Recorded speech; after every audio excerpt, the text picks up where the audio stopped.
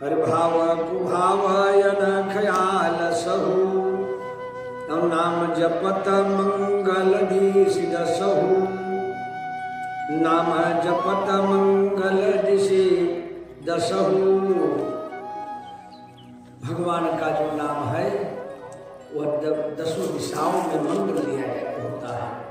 आप भाव से भजेंगे या कुभाव से भजेंगे, लेकिन भजिए, चाहे जिस प्रकार से आप भगवत नाम लेंगे वह निश्चित रूप से वह कल्याणकारी ही होगा।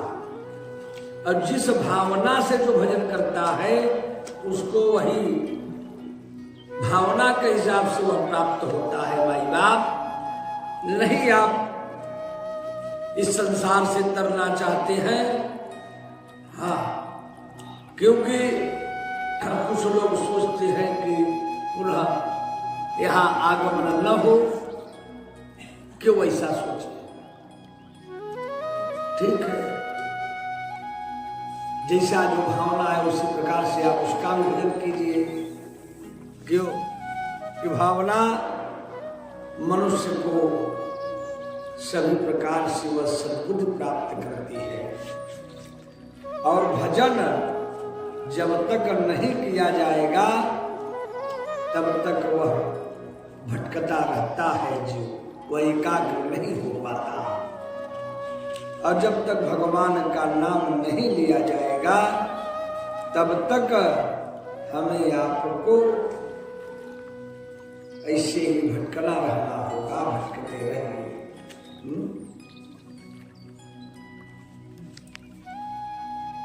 और जब आप भजन करेंगे ना तभी आपको भक्त प्राप्त होगी। श्रीमद् भागवत महापुराण में परीक्षित के द्वारा कलियुग को जगह दिया गया था और उसमें जब वही कलियुग को समय मिल गया और चांस पाया तो तुरंत जाकर के कलियुग के कलियुग ने राजा परीक्षित के मुकुट पर जाकर वह सवार हो जाता है। इसीलिए कहा जाता है, बाबा गोस्वामी तुलसीदास जी लिखे, अरे दुष्ट पर दया महादुखदाई, दुष्ट प्राणी के ऊपर दया मत कीजिए, ऐसा बाबा गोस्वामी तुलसीदास जी लिखे। और वह महादुखदाई हो जाता है, दुखदाई नहीं महादुखदाई। मैं नहीं कहता, हमारे बाबा गोस्वामी तुलसीदास जी लिखते हैं। आओ तब वह जाकर स्वर्ण का मुकुट जो धारण किए हुए थे उस मुकुट में जाकर के वह समाहित हो जाता है। और राजा परीक्षित जब गए शिकार खेलने के लिए निकले तो उन्हें प्यास लगी थी। अब एक उन्हें दिखाई दिया आश्रम, और उस आश्रम पर जब गए देखे तो महात्मा जी समाधिस्थ बैठे हुए थे और पुकार किए,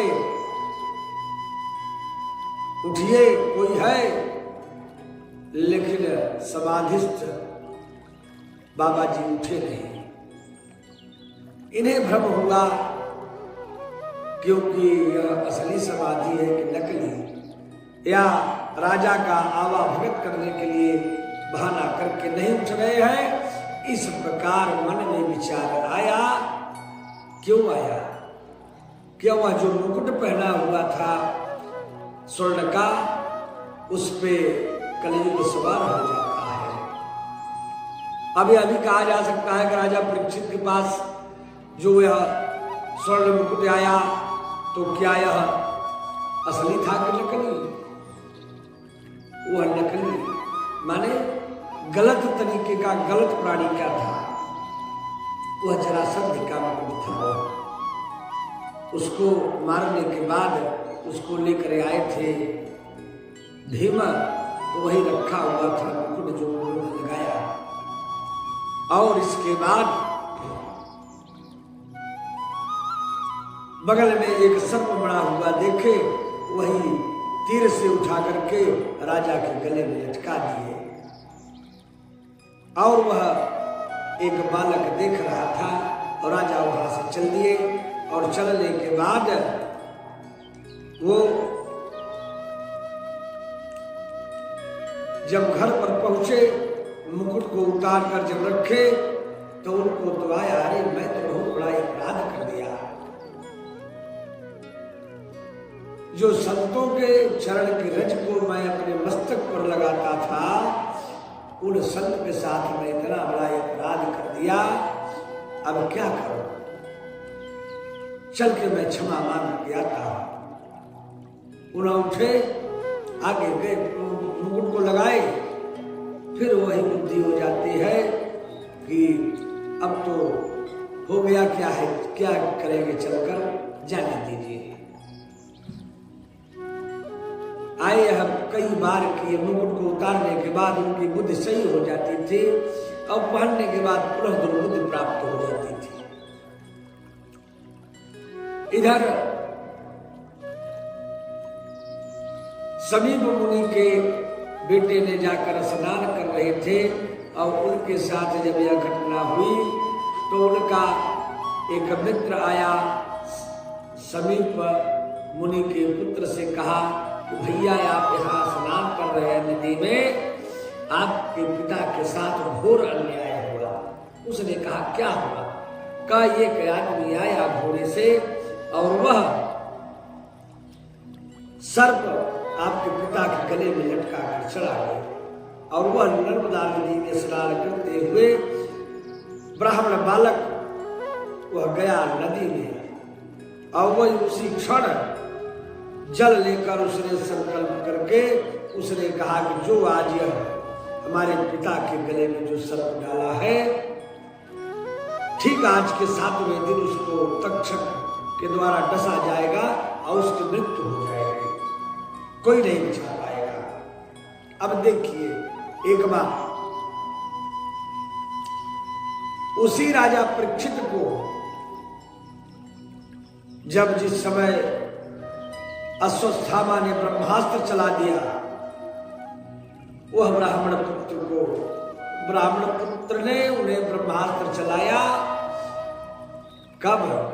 कि जब वो उत्तरा के गर्भ में वो पल रहे थे, उदर में, तब उस समय जब चिल्लाती हुई वह आती है, तब भगवान ने उसे बचा लिया। किसी राजा परीक्षित को ब्रह्मास्त्र चलाने के बाद भगवान जब उन्हें उदर में जाकर गर्भ में बचा लिए, लेकिन ब्राह्मण के वज्र का जो यह था अस्त्र इससे नहीं बचा पाया। ब्राह्मण की वाक वज्र जो था, इस वाक वज्र से भगवान राजा परीक्षित को नहीं बचा पाए। उस समय मां के उदर में गर्भ में जाकर बचा पाए। या मैं नहीं कहता, वे श्रीमद् भागवत और महापुराण भागवत महाभारत से प्राप्त होगा। ब्राह्मण के ब्रह्मास्त्र से नहीं बचा लिए और ब्राह्मण के वाक वज्र से वही उसी राजा परीक्षित को नहीं बचा पाया। बाद में जब आकर बताए, पकड़कर रोने लगे समीप मुनि को श्रृंगी ऋषि, तो उन्होंने कहा क्या हुआ? कहे बेटा ये तो मरा हुआ सर्प है, इससे क्या मतलब है? कहे पिताजी चिंता मत कीजिए, जिन्होंने श्राप दिया, जिन्होंने आपके गले में सर्प को लटकाया, मैं उसे श्राप दे दिया। क्या श्राप दे दिया? कौन था? जब समीप मुनि ने ध्यान लगाकर देखे, उन्होंने देखा वो यह तो राजा परीक्षित। कहे अरे मूर्ख, जिसे तुम यह बाघ को वज्र से जो श्राप दे दिया, मालूम है वो कौन है? वो राजा परीक्षित है। ऐसा राजा न तो धरती पे कोई हुआ और न तो कोई होगा। जाओ तुरंत बुलाओ। अपने शिष्यों को भेजे और बुलवाए, और वहां जब गए शिष्य तो देखे राजा मुकुट को उतार रहे हैं और पहन रहे हैं। यही देखे राजा शिष्यों की बात को सुनकर तुरंत उठे, सवार हुए, चल दिए। कहे कि चलिए आते हैं। राजा परीक्षित वहां जिस समय पहुंचे, पहुंचने के बाद चरणों में दंडवत किए और उनको जिस समय सारी बात समीप मुनि ने बताए, उन्होंने कहा राजन, ऐ गुरुवर, मैं क्षमा चाहता हूं, जो मैं अपराध किया था उस अपराध के कारण जो हमें ब्राह्मण पुत्र ने जो श्राप दिया वह ज्यादा समय दे दिया। जो मैं अपराध किया था वह तो हमें तुरंत मृत्यु को प्राप्त हो जाना चाहिए था, हमें जीने का कोई अधिकार नहीं है कि एक ब्राह्मण संत का मैं जो अपराध किया हूं, हमें जीने का कोई अपराध नहीं है। यह श्रीमद् भागवत का शुरुआत प्रथम हो जाता है। इसके बाद